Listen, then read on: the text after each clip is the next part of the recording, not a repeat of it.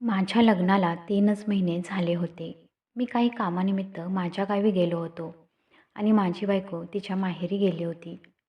मी माझ्या बायकोला फोन लावला तर तिचा फोन स्विच ऑफ येत होता. माझ्या सासूला फोन लावल्यानंतर सासू म्हणाली की ती तिच्या प्रियकरासोबत पळून गेली आहे. मला विश्वासच बसत नव्हता. मला माहिती पडले की माझी सासू खोटं बोलत आहे. एक दिवस मी माझ्या सासरी गेलो, तर माझ्या बायकोला अशा अवस्थेत पाहून माझ्या पायाखालची जमीनच सरकली. कारण ती तर नमस्कार. माझे नाव विनय आहे. मी स्वतःला खूप नशीबवान समजतो की माझे लग्न मी जिच्यावर प्रेम करत होतो त्याच मुलीबरोबर झाले. तिचे नाव रूपा होते. रूपाचे आणि माझे लग्न आमच्या घरच्यांच्या मर्जीने झाले होते. रूपा दिसायला खूपच सुंदर होती. ती आमच्या शेजारच्या गावात राहत होती. तिचे आणि माझे कॉलेज एकच होते. मी तिच्यापेक्षा 2 वर्षांनी मोठा होतो. तिला पाहता क्षणी मी तिच्या प्रेमात पडलो होतो. पण ती माझ्यावर प्रेम करत नव्हती. माझे प्रेम हे माझ्या मनात एकतर्फी होते. रूपा दिसायला खूपच सुंदर होती. सुरुवातीला मला वाटले होते की ती माझ्यासोबत लग्न करायला नकार देईल. पण मी जेव्हा तिला पाहायला गेलो तेव्हा तिने आणि तिच्या घरच्यांनी माझ्या स्थळाला होकार दिला. रूपा लग्न करून जेव्हा माझ्या आयुष्यामध्ये आली तेव्हापासून माझे आयुष्य बदलून गेले होते. सगळे मला नशीबवान म्हणत होते. आता माझ्या लग्नाला 3च महिने झाले होते. माझे स्वप्न एका मोठ्या शहरात मोठे कपड्याचे दुकान खोलण्याचे होते. मी रूपाला माझ्या स्वप्नाबद्दल सांगितले होते. रूपाला माहीत आहे की हे माझे सर्वात मोठे स्वप्न आहे. मी दिवस रात्र या स्वप्नाला पूर्ण करण्यासाठी मेहनत घेत होतो. शहरात खूप मुश्किलीने मला एक जागा मिळाली, पण तिला खरेदी करण्यासाठी पैसे लागणार होते. त्यामुळे मी माझ्या गावाकडील माझ्या हिश्श्याची जमीन विकण्याचे ठरवले. गावाकडच्या जमिनीची वाटणी झाली नव्हती. त्याच्यात माझ्या चुलत्यांचा सुद्धा हिस्सा होता. त्यामुळे मला काही दिवसासाठी गावामध्येच राहावे लागणार होते. मी रुपालासुद्धा माझ्यासोबत गावाकडे येण्यासाठी बोललो, कारण माहीत नव्हते की तिकडे किती दिवस लागणार होते. पण ती मला म्हणाली की ती तिच्या माहेरी जाऊन राहील, कारण तिच्या मैत्रिणीचे लग्न आहे आणि आईकडे पण तिला राहता येईल. तेव्हा मी तिला म्हणालो होतो, ठीक आहे, तू माहेरी राहिलीस तर मलासुद्धा मागे टेन्शन राहणार नाही. रूपाला तिच्या माहेरी सोडून मी माझ्या गावाकडे निघून गेलो. गावाकडे जाऊन मी रूपाला रोज फोन करून तिच्यासोबत बोलत असायचो. जमिनीचे कागद आणि सगळ्या गोष्टींना खूप वेळ लागत होता. एक दिवस संध्याकाळी मी रूपाला फोन केला, तेव्हा ती मला बदलल्यासारखी वाटत होती. जास्त बोलत नव्हती. मी रूपाला म्हणालो होतो, तू ठीक तर आहेस ना? तेव्हा रूपा म्हणाली होती की मला तुमच्याशी एक गोष्ट बोलायची आहे. मी म्हणालो की बोल ना, काय बोलायचं आहे? तेव्हा रूपा थोडा वेळ शांत बसली आणि म्हणाली, आत्ता नाही, मी तुम्हाला भेटल्यानंतरच सांगेन. मी रूपाला म्हणालो, ठीक आहे. पण मला माहीत नव्हते की माझ्या आयुष्यामध्ये एवढी मोठी गोष्ट घडणार होती. दुसऱ्या दिवशी दुपारी जेव्हा मी रूपाला फोन केला तेव्हा तिने फोन उचलला नाही. मी विचार केला की ती काहीतरी कामात असेल. त्यामुळे मी या गोष्टीवर जास्त लक्ष दिले नाही. मी संपूर्ण दिवस माझ्या कामात व्यस्त राहिलो होतो, कारण काम खूपच महत्त्वाचे होते. मला त्यांचा माहीत होते की ते काम संपल्यानंतर मी लवकरच रूपाजवळ परत जाऊ शकत होतो. दिवसभराच्या कामानंतर मी संध्याकाळी परत रूपाला फोन केला, पण यावेळेसही तिचा फोन स्विच ऑफ येत होता. रात्री झोपतानासुद्धा मी तिला परत फोन केला, पण रात्रीच्या वेळेससुद्धा तिचा फोन बंद येत होता. मला थोडी काळजी वाटू लागली होती, पण परत मी विचार केला की ती तिच्या माहेरी तर आहे. जर काळजीची गोष्ट असती तर तिने मला फोन करून सांगितले असते. मी थोडा विचार करून झोपून गेलो.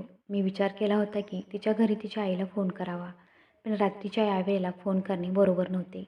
म्हणून मी झोपून गेलो. दुसऱ्या दिवशी सकाळी माझ्या मनात हाच विचार होता की मी रूपासोबत फोन करून बोलू. मी तिला फोन केला तर आत्तासुद्धा तिचा फोन बंद येत होता.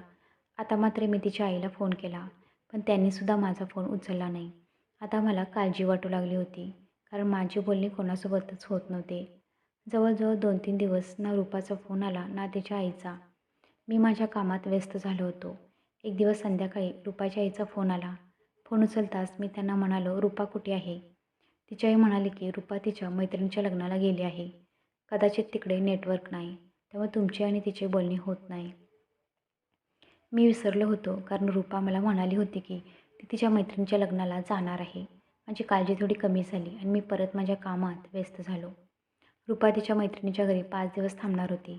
त्यामुळे मी विचार केला की कदाचित 5 दिवस माझी आणि रुपाची बोलणी होऊ शकणार नाही. म्हणजे कामसुद्धा जवळजवळ संपत आलं होतं आणि माझ्या हातात 2-3 दिवसानंतर पैसे येणार होते. जसे मला पैसे मिळाले तसे मी गावावरून निघालो. गावावरून सरळ मी रुपाच्या माहेरी आलो. जसं मी माझ्या सासरी पोचलो, माझ्या सासूला आनंद होण्याऐवजी त्यांच्या चेहऱ्यावरचा रंगच उडाला होता. त्या घाबरल्यासारख्या वाटत होत्या. मी थोडा वेळ तिथे बसलो, चहा-पाणी घेतला. मग माझ्या सासूंना म्हणालो की "रुपा कुठे आहे?" माझे सासू म्हणाले, "रुपा अजूनपर्यंत लग्नावरून आलीच नाही." मी हे ऐकून आश्चर्यचकित झालो. मी म्हणालो, "आली नाही अजून? तिचा फोनसुद्धा लागत नाही." मी माझ्या सासूला म्हणालो की "मला तिच्या मैत्रिणीचा नंबर द्या." किती दिवसापासून मी रुपासोबत बोललो नाही. त्या थोडा वेळ शांत बसल्या आणि म्हणाल्या, "आता माझ्याजवळ तिचा मैत्रिणीचा नंबर नाही. मी तुम्हाला कोणाला तरी विचारून तो नंबर देते." जवळजवळ 1 आठवडा झाला होता. मी रुपासोबत बोललो नव्हतो. आता मला रुपाचा खूप राग येत होता की तिचा फोन स्विच ऑफ का आहे? तिचा फोन बिघडला आहे तर ती कोणाच्या फोनवरून मला फोन लावू शकत होती. पण ती माझ्यासोबत बोलत नव्हती. मी विचार केला की जेव्हा ती परत माझ्याजवळ येईल तेव्हा मी तिला खूप ओरडणार. माझ्या सासूचा फोन आला नाही. जवळजवळ 15 दिवस होऊन गेले होते. मी त्यांच्या घरी परत गेलो, पण आता सासूबाईसुद्धा त्यांच्या घरी नव्हत्या. ना त्यांचा फोनसुद्धा उचलत नव्हत्या. आता माझ्या मनात खूप विचित्र विचार येऊ लागले होते की नक्की गोष्ट काय आहे? रूपाने तिची आई माझ्यासोबत असे का वागत आहे? मी माझ्या सासूबाईंना मेसेज केला की आता मी पोलीस चौकीत जाणार आहे. कदाचित माझी सासूबाई घाबरली. लगेच पुढच्या 5 मिनिटात त्यांचा फोन आला आणि म्हणाले की "जावई बापू, मला तुमच्यासोबत खूप महत्त्वाची गोष्ट बोलायची आहे. मला तुम्हाला खूप महत्त्वाचं काहीतरी सांगायचं आहे. संध्याकाळी तुम्ही आमच्या घरी या." सासूबाईंचे बोलणे ऐकल्यावर माझे टेन्शन अजूनच वाढायला लागले होते. अशी नेमकी कोणती गोष्ट होती की ती माझ्यापासून लपवली जात होती? माझी बायको माझ्यासोबत 20 दिवसापासून बोलत नव्हती. दुसऱ्या दिवशी मी माझ्या सासरी गेलो. सासूबाईंच्या चेहऱ्यावरचा रंग उडाला होता. मी खूप रागात होतो. मी सासरी जाताच सासूबाईला जोरात ओरडलो आणि म्हणालो की "रुपा कुठे आहे?" माझी सासूबाई मला म्हणाली की "बाळा, मी जे काही तुम्हाला सांगणार आहे त्याच्यावर तुमचा विश्वास बसणार नाही, पण ही गोष्ट खरी आहे." सासूबाई म्हणाल्या की "रुपा कोणासोबत तरी पळून गेली आहे." मला माझ्या कानावर विश्वासच बसत नव्हता की मी काय ऐकत होतो. मी म्हणालो, "तुम्ही काहीही बोलताय आणि मी त्याच्यावर विश्वास ठेवू का?" सासूबाई म्हणाल्या, "बाळा, हे खरं आहे. तुमच्या लग्नाअगोदर तिचे एका मुलावर प्रेम होते. जेव्हा ती लग्नाला तिच्या मैत्रिणीच्या घरी गेली, तेव्हा तिथे तिचा प्रियकर भेटला आणि संधी पाहून ते दोघे तिथून पळून गेले. मला माहिती आहे की तुमचे रुपावर खूप प्रेम आहे, पण हेच खरं आहे. तुम्ही रुपाला विसरून जाणेच ही चांगली गोष्ट होईल. आम्ही पोलिसाजवळ गेलो नाही, नाहीतर आमची इज्जत गेली असती. त्यामुळे आम्ही ह्या गोष्टीला तुमच्यापासून लपवत होतो." रुपा माझ्यासोबत 3 महिने राहिली होती. जेवढा मी तिला ओळखत होतो ती अशी हरकत करू शकत नव्हती. पण तिची आईच हे सर्व सांगत होती. त्यामुळे मला विश्वास ठेवणे भाग पडत होते. पण माझे मन अजूनही मानायला तयार नव्हते. माझ्या सासूबाई माझ्यासमोर रडत होत्या आणि माझी माफी मागत होत्या. जेव्हा इतकी मोठी गोष्ट माझ्या घरच्यांना माहीत पडली, तेव्हा त्यांचासुद्धा विश्वास बसत नव्हता.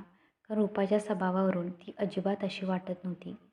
रुपाच्या आईला पाहून मी माझे घरचे शांत राहिलो. आम्ही कोणतेच मोठे पाऊल उचलले नव्हते. मी माझ्यासोबत झालेल्या धोक्याला सहन करू शकत नव्हतो. मी रुपावर खूप प्रेम केले होते, पण मला त्याचा काहीच फायदा झाला नव्हता. आता रुपा या नावावरूनच मला तिरस्कार होऊ लागला होता. माझ्या जीवनावर याचा खूप मोठा परिणाम झाला होता.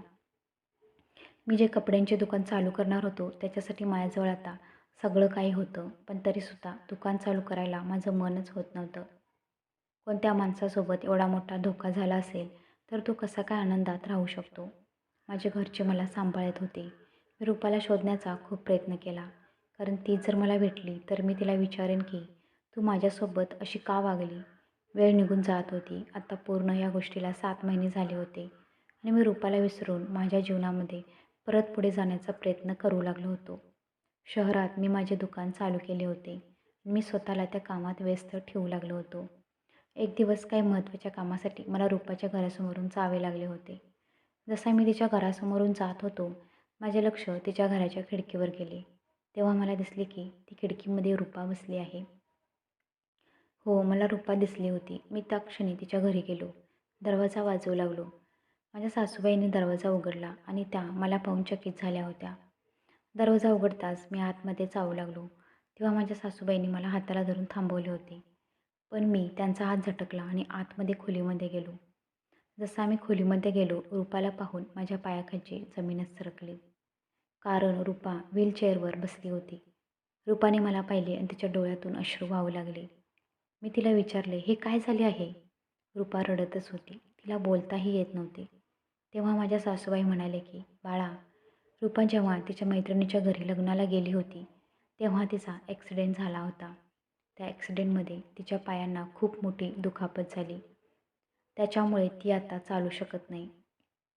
ॲक्सिडेंट झाला तेव्हा ती शुद्धीत नव्हती आणि त्या बेशुद्ध अवस्थेतसुद्धा ती हेच बोलत होती की, ही गोष्ट माझ्या नवऱ्याला सांगू नका, कारण ते खूप मोठ्या कामासाठी गेले आहेत. हे ऐकून त्यांना खूप टेन्शन येईल.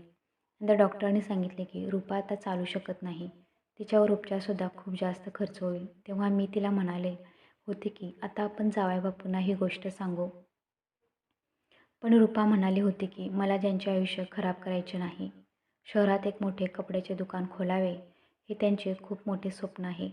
जर मी त्यांच्या आयुष्यात परत गेले तर त्यांच्यावर मी ओझे बनून राहील. त्यामुळे रूपाने तुम्हाला खोटं सांगण्यासाठी सांगितलं, म्हणजे तुम्ही तिला विसरून जाल आणि तिचा तिरस्कार कराल. माझी पत्नी माझ्यावर एवढं प्रेम करत होती. मी रूपाला म्हणालो की रूपा, जर हे सर्व माझ्यासोबत घडले असते तर तू मला सोडून गेली असतीस का? रूपा लगेच रडत रडत म्हणाली, असे अशोक बोलू नका. रूपा म्हणत होती की मी तुमची दोषी आहे.